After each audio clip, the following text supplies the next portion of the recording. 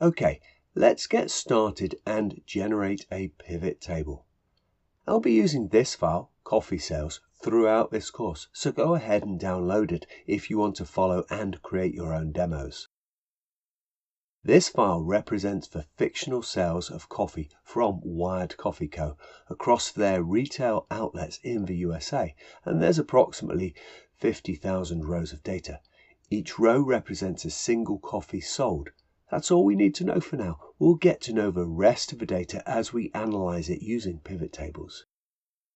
Now, it's dead easy to create a pivot table. From the Insert tab, I can choose Pivot Table and then choose a source. In our case, we'll use the Table Stroke Range option, but I could also take data from an external source, such as an Access or SQL database, from the data model, which is the data model used by Power Pivot, or from a published Power BI model.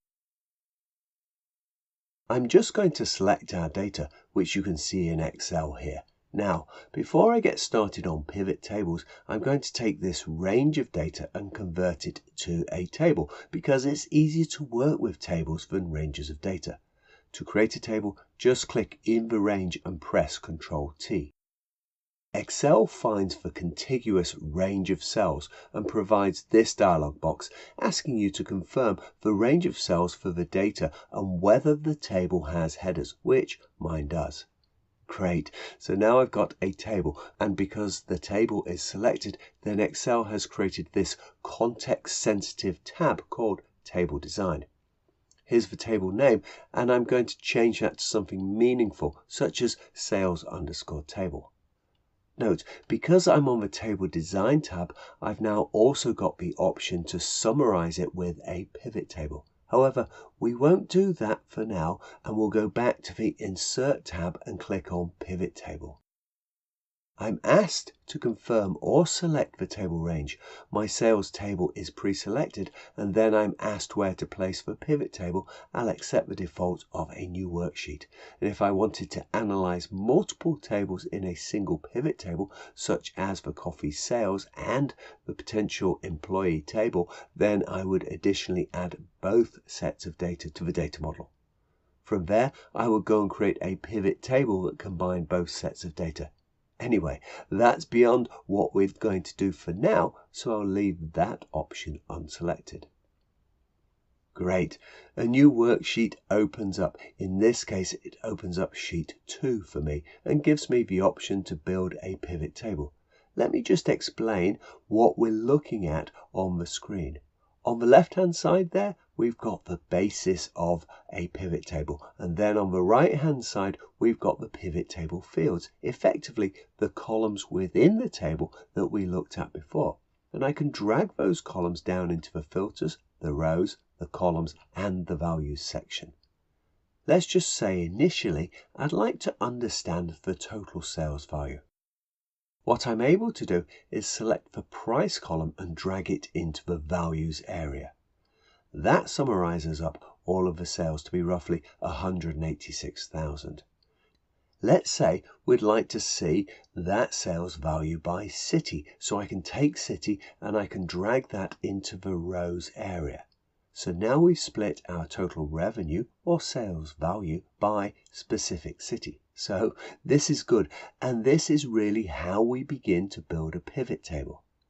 Let's say that we'd like to have a look at how that revenue is split not only by city, but also by product size within those specific cities. To do that, I can just drag the size into the column fields there, and you'll see how the pivot table expands and gives me some grand totals for each row and each column.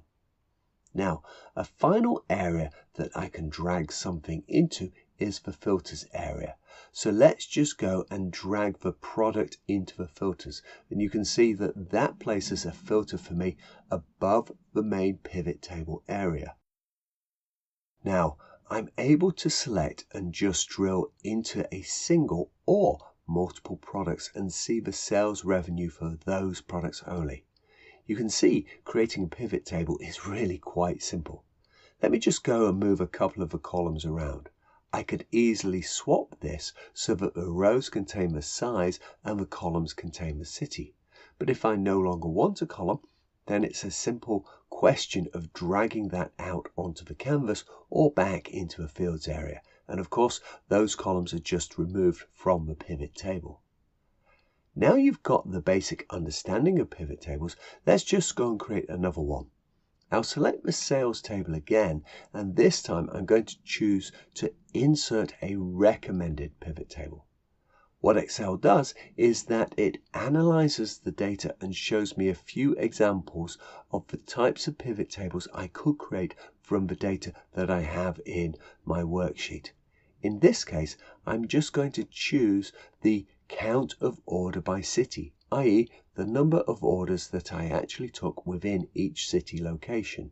And you can see that this just places the pivot table on a new sheet for me. Now we've got this new pivot table, there's a couple of tricks I want to show you. If we go over and hover over one of the row labels, so in this case San Jose, and double click on it, then it says, oh, would you like to show some more detail for San Jose? And if you do want to show more detail, what would you like to look at? So I'm just going to go and add in the decaf detail here. So now you can see that I'm able to expand the rows for San Jose and in fact all of the cities to show the decaf sales for each city. Now you can see that I've got 133 sales of decaf coffee in San Jose. If I actually want to see the data that makes up those sales, I can double click on the 133 and this opens up a new worksheet providing the detail of those 133 sales. Now, we're not just limited to a single value in each of the values, columns, rows, or filters fields. I can add multiple items into each field. For example, in this pivot table, I've added the count of the to-go value in the values and the product and size in the rows, and the column contains the to-go value, either yes or no. This allows me to really begin to analyze the data. For example, I can see that we sold a total of 78 affogato extra large coffees to go.